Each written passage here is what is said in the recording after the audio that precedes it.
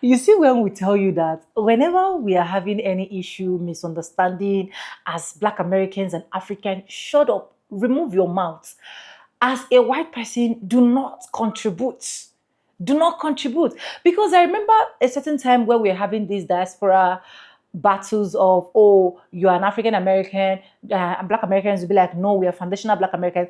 I saw a lot of white people coming to pop nose in what is not their business, saying, oh, there is not a war between the Africans and African American, blah, blah, blah. Is next time when you see things like that, remove your mouth, because at the end of the day, we are brothers and sisters. No matter how we have our back and forth, we will still come back, love each other. In fact, when the time comes, we will still select ourselves and we will not even see you as someone that is actually existing. I saw these particular clips and I so much love these clips. And these are clips of Black Americans in different countries, how they were treated, how just it's just a whole lot to admire, right? And I want you guys to watch with me. Credit belongs to original creators of every single clips and stitches we have in our today's episode. If you haven't subscribed, what are you waiting for? Please do what, subscribe, like this video, drop me your comments, and lastly, do not forget to share for every other person to get this video. For disclaimers, this is just for educational purpose. And with that being said, let's dive right into this video. I'll be back with commentaries. So I've been in Ghana for the past week. This is my second visit. And surprisingly, this is what I've learned. Africans do not hate us. Africans don't hate us at all. As a matter of fact, that is what the media tells us. So we don't come here. So we don't connect with our culture, with our people, with our roots. They tell us that, so we stay away. So we don't help build our communities. They want to keep communities poor. And they show us the worst parts of Africa, so we're not interested in coming. But it's all a lie. I have not been mistreated at all since I've been here. I've actually been shown a lot of love. A lot of love. They love to see us coming back. Is there jealousy? Do you get side eyes from people? Yeah, of course. That's anywhere you go. That's everywhere. If you've been wanting to come back home, come back home. I have the most peace. And I definitely don't spend a lot of money when I'm here. But come back home. Stop letting the white folks lie to y'all and tell y'all that Africa is poor. So is America. America's poor too. America's poor too. But you know what? You make the best out of wherever you are. Ghana is a beautiful place. Don't let anybody just stop believing what other people tell you and just come experience for yourself. Beautiful communities. Come on. Just come. Right now, I'm on the roadside, going to get some fruit. You know how much I'll spend? No more than $7. This is Africa, baby. African Americans and Africans each have things that the other one wants. So let's talk about it. Okay. So I think I am African American, first of all. I have to say that because people are coming with me. I don't know. Maybe I'm not manifesting my phenotype, but I am African American. So let me just position myself in that. Do I know a lot about Africa? Have I done work over there? Do I know people from all over the continent and specifics about certain cultures? Yes, but I'm African American. Boom. That's that. So let me just talk to my people first. African Americans. So I think a lot of us, when we think about Africans, and some of us, not me, we get nervous about them taking our space, and then we start talking about them taking over businesses and taking over spots in school, and so we start feeling this thing where we're like, well, we're going to be edged out, and we were here first, and we're doing this. Okay, but let's look at what is underneath this. So a lot of times, I think a lot of us get caught on the business thing. Okay, how are they coming over here doing this? And what we got to remember is no one is giving them anything.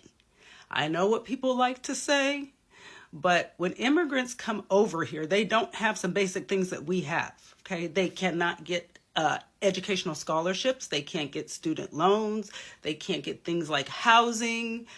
They have to have all their papers in order. And a lot of times they're coming from away from their own families, so they have to be very independent. So I just want to put out there, we have to stop thinking that society is helping them and that they're getting all of these things and they're taking things from us, because as American citizens, we have rights to certain things that they just don't have.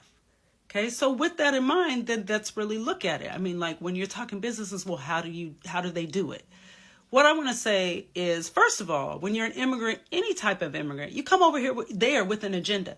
If we went and moved to any other place, we'd have an agenda, okay? We'd have to work very hard at it because we don't have the things that we have back home, okay? So when immigrants come over, I do feel that a lot of times they're more pointed. You know, for some of us, it's there. The education's there. So, you know, we'll go back to school if we want to, and we know we can get things, but they don't. Okay, so they do a lot of times have that fire, and that's not just African immigrants, that's any immigrant that's coming over here, okay?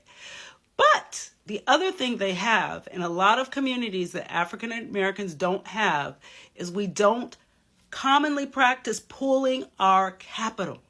Okay, we don't even do that. And actually, let's take a step back.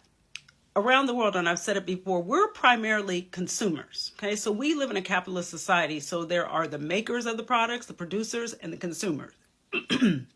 So primarily, we're the ones that consume what everybody else is selling. And even a lot of times, if we have ideas, we have to take it to them to produce it. So when it comes to capital, we're buying. We're never selling. And I don't think a lot of us realize that. But when Africans come over here, they simply understand capitalism. Now, it's not like we can't understand capitalism. I can get into the reasons why we are consumers, big consumers, and what that's all about. But honestly, we can't be mad. They're coming over there here, and they know that this is a capitalist society, and they know that they have to produce a product, get a business if they want to get ahead. And I feel like for so many years, a lot of us, we spent time integrating. Integrating's not bad, but to some extent, integrating means you have the company, I want to get in on that. And that's not bad. We had work to do in that area, but that did not make us good producers. So yes, when Africans come over here, not only do they have a very keen sense of what the society is, and they want to position themselves a lot of times as producers, and also, on the other hand, even in the Caribbean, they have ways of pooling their capital. And that's a system that we might have had it. I think maybe some time ago we've had it, but that's how I feel we're not really getting a lot of the same things. All right. Now, on the African side, I do feel from hearing from people, they come over and they can't understand because there's a lot of things that we take for granted that we have. Number one being education. If you go to a lot of countries, it doesn't even matter if it's a country in Africa. They don't have all these schools in one state. They don't have all these cheaper ways. A lot of times they don't even have universal primary education, which means that in order to go to grade school, you would have to pay for that. So a lot of times, yes, they're coming over and they're kind of looking at us like, you have all this and you're not taking advantage of it. Okay. And there's a lot of factors to that, but I got to admit, it's like to some extent, you know, we do have all this. And when you have things, you know, you kind of get laid back, and that is not how they're coming over. Now, I do feel that the longer they stay, especially when they get impacted by the things that I've talked about in terms of phenotype, and sometimes they come over here thinking they're different too, and they say, wait a minute, over here I'm black. I'm not just this. They don't really make a difference. Even if I think I'm better than somebody, the wider white society doesn't see that. And I have seen some struggle with not understanding why we're not just taking advantage and taking advantage. There's reasons for that. But at the same time, the longer they stay, they say, whoa, okay, I get it. This is hard. This is hard. It's harder than what I thought. Okay. So I do feel, what can we teach each other? I feel like African Americans can, instead of saying they're taking all this away, number one, we could look and start to learn how do we pool our capital like Caribbeans and Africans do.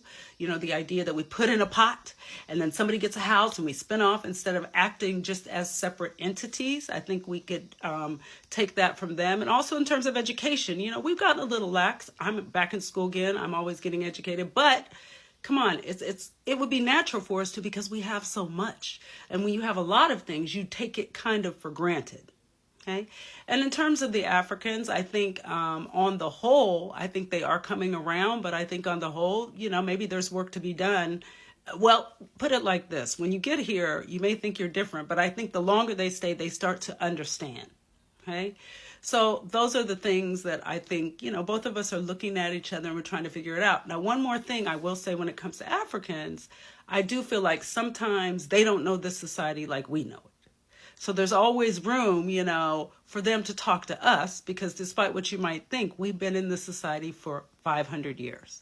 So bottom line, I feel like we can both learn from each other, but there are some very real things that we need to look at on both sides and realize that, yeah, there's a little bit of jealousy, maybe a little bit of envy. Also, I'm in Africa for the first time. Do I feel exponentially better? Absolutely. Is my hair softer? Yes. Is my skin brighter? Yes. Is it breaking out a little bit because of the traveling? Yes. But I feel so much better. And it's so funny because a lot of the locals are like, you can relax, you can have fun. You're not in the war zone anymore. You can disarm yourself, soldier.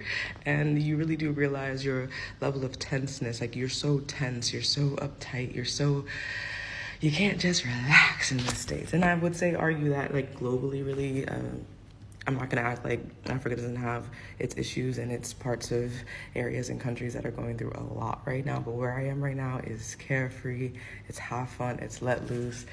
And I'm trying to really honor that. So half work, half play. But I'm very, very grateful for the opportunity to be here. If you are a Black American, please find your way home. It is amazing. I've only had one day here and it's been a magical day.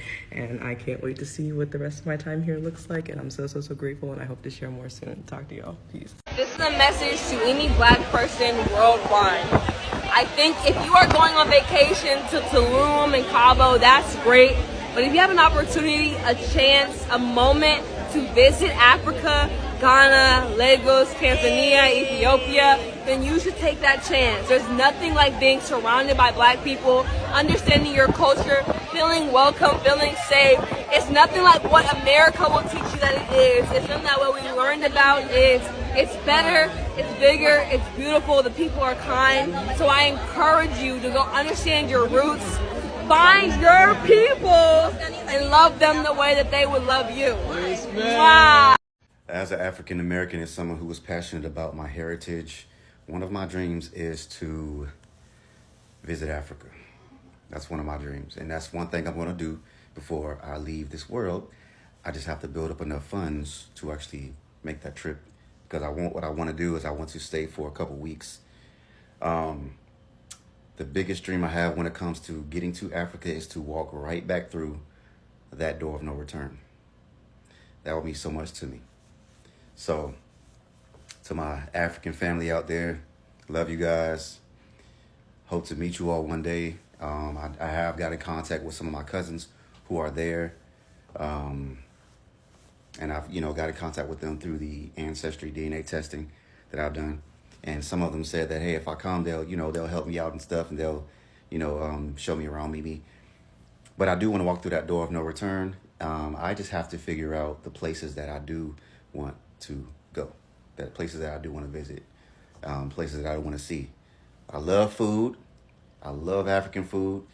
I love people, so I'm looking forward to it. So hopefully one of these days, I don't know when, but like I said, I got to build up the funds to make that trip. So definitely looking forward to it.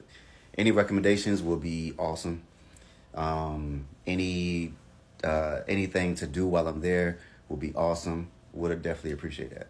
All right, guys. Americans associate poverty with Africa because that's what American leadership wants you to think Africa looks like. The campaigns for, helping that African child, helping them get clean water. America has literally sold African Americans a story or a tale about the fact that all of Africa is just like a third world country. And that's just not true. Like, they purposely showcase the poorest cities in Africa when they're talking about Africa, period, because they don't want you to think that where you came from has, any sustenance. They don't want you to think that life is pretty good out there too. Like, you don't have to live in America to live a good life.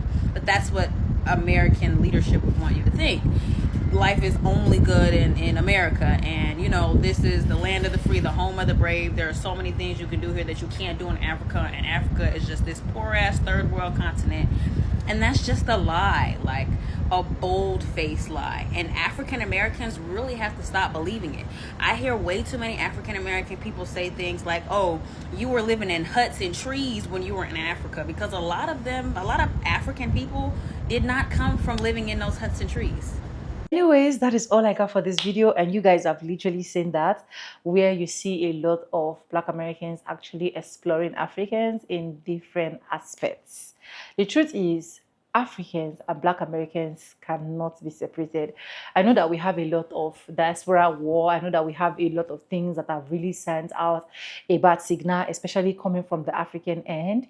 Because yes, I've brought out countless video where I literally do bash my African people, because at the end of the day, I really don't support evil.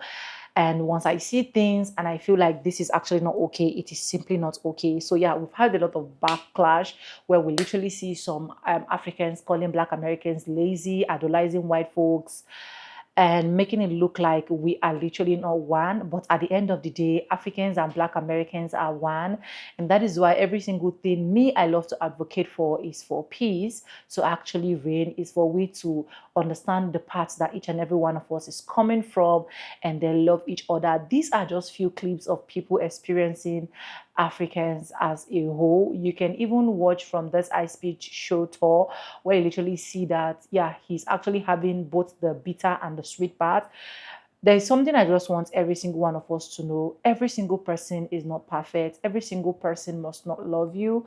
Every single person must not always support what you do, right? But check out the percentage of people that actually enjoy that thing you're doing, love what you're doing. You'll find out that the small ones or the little ones that hate or dislike you are actually not the problem.